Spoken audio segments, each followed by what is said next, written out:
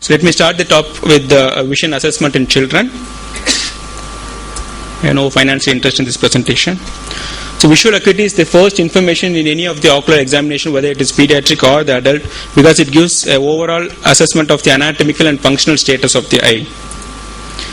Vision assessment in children is really a challenging task requiring special skills, time and patience, but it is very much essential to test vision in these very young children, because low vision in children is always considered as a developmental emergency, and a prompt early diagnosis and treatments will help you in preventing permanent visual loss. So your vision assessment starts with history. The history of visual milestones like turning towards light, following mother's face, following or tracking objects will give you an overall clue about the visual status of the patient, and as well as non-visual milestones can also indicate overall progress of the child.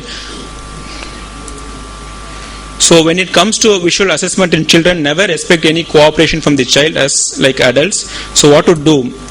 So establish a good rapport with the child before you start the examination, and examination has to be done more of a game rather than a test, and create a home-like atmosphere in your clinic, make it a bright and colorful, and always make the child comfortably seated in the parent's lap. Whenever you need to do an occluder, don't use a big sized occluder. Try to use your thumb for occlusion, and don't come to a conclusion with 1 or 2 times. Always repeat the test whenever it's necessary. And few don'ts: avoid white coats in your examination hall, and avoid examining the child during the sleeping hours, say like in the afternoon or after food or anything like that. And never say wrong to the child. This will disturb the child's mind, and they will not be cooperative for future tests. Always keep encouraging them. So as you all know, visual acuity in children at birth is quite poor, in the range of hand motions to counting fingers, and first 2 to 3 months is considered to be the critical period of visual development, and thereafter visual acuity improves slowly and reaches 6/6 around 2 to 3 years of age. So let us consider this topic under 2 headings, like vision assessment in verbal children and then vision assessment in the pre-verbal children age group. So let us see first in pre-verbal children. Usually pre-verbal children will not be cooperative for most of the standard tests available, so we'll have to be very careful, and the vision is basically assessed by the fixation and following ability of the child, and preferably done under monocular conditions. Sometimes if the child is not very much cooperative, it can be done under binocular conditions. So in infants, we cannot assess the distant vision. We will have to be assessing only the near vision. For the assessment of vision, we use non-accommodative targets like the light source. Whereas in toddlers, both near as well as distant vision can be calculated, and we can start using the accommodative targets like the fixation targets. There are many fixation targets available in the market. The one which we commonly use, and most of the pediatric ophthalmologists commonly use, is the Lang fixation stick. It consists of the prints on both sides containing 9 recognizable pictures which the child is mostly familiar with, as well as it can be used as an accommodative target because it contains accommodative target optotypes. So the most common method which we use is the CSM method. Here C stands for the central corneal reflex. Shine the torchlight over the glabella of the child and look for the corneal reflex. If it is central, we consider that the fixation is good. And then the S stands for the steadiness of fixation on both stationary and moving objects. Having seen the central corneal reflex, slowly move the object or the light source to one side and look for the steadiness of the child maintaining the fixation. M is the ability to keep the child, keep the eye fixed on a target when either eye is uncovered. So carefully look at this. When the light is shine on the glabella, the left eye takes a fixation. Immediately when you uncover, still if you see, the left eye is maintaining the fixation. On the other hand, when the right eye takes a fixation, when you immediately uncover, the fixation switches over to the left eye. So this gives an overall idea of which eye has got a good vision and which eye is more dominant. This is a small video demonstrating the CSM. Look at the following ability of the child, and then do a cover and cover test. The fixation is still maintained in the left eye. See the fixation switching over to the left eye when the eye is uncovered. So this gives an overall idea that the patient has got a good vision in the left eye. So next comes the series of tests called preferential looking test. This is based on the fact that infants prefer to look at a pattern rather than a homogeneous stimuli. It measures the resolution acuity, and 2 common tests which we commonly use are the Teller acuity and the Cardiff acuity. So teller acuity cards consist of black stripes of varying thickness, and the infant is exposed to a stimulus, and the examiner observes the eye for the refixation movements. So they should be very careful in using this test in case of amblyopia, maybe because it can overestimate the visual acuity. So this is how test is done.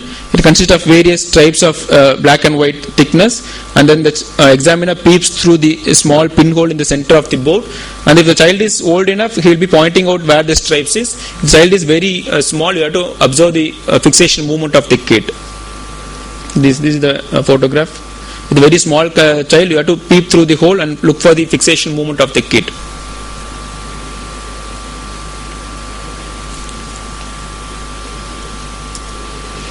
And this test can be done at various age groups. If the child is very small, say up to 4 months of age group, the distance between the chart and the examiner should be held very closely, say around 38 centimeter.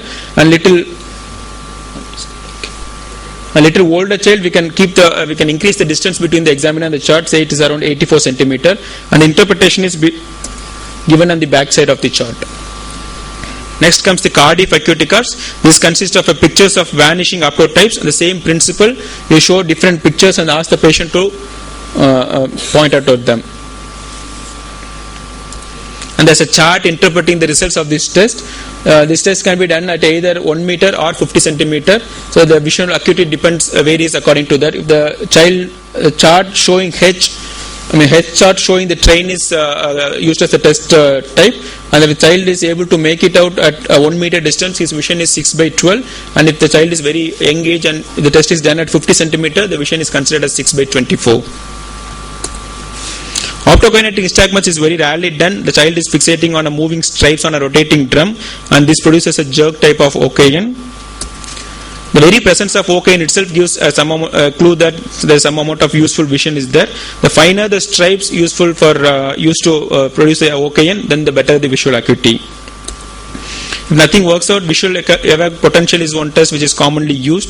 It gives a summed occipital cortical response to a pattern stimulus, and it gives a more or less assessment of a good macular function. The rotation test. The spinning the child around usually causes a vestibular nystagmus despite of the level of vision. This is called as the vestibulo-ocular reflex. Once you stop spinning the child, immediately the nystagmus has to be replaced by the fixation, which takes place around 30 to 60 seconds, which gives a clue that the patient has got a good vision. So suppose the nystagmus keep continuing more than 60 seconds, then the visual acuity is considered to be poor.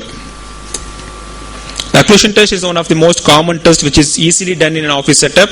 Occlusion of one eye, if strongly objected by the child, indicates a poorer acuity in the other eye. Let us see it with the help of a case example. Here is a 5-year-old child who comes for routine eye checkup, but though she is old enough, but she doesn't cooperate for any other test, so we did this occlusion test. So if you carefully notice, when you occlude the left eye, the patient is showing where the light source comes from. She is very happy and receiving the chocolate. The same is not good with the other eye. When you occlude the right eye, she is just trying to watch. She is not focusing anything right in front of her.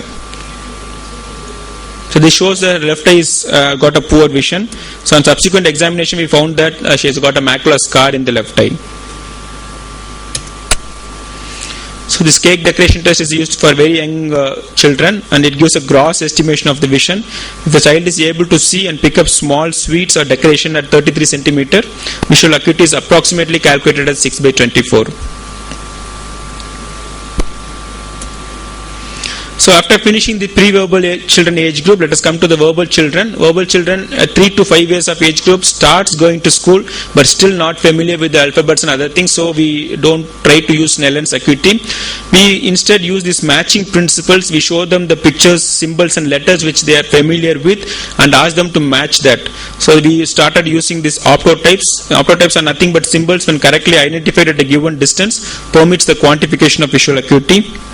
So the most commonly used thing is the Sheridan coordinate test. It consists of the flip cards.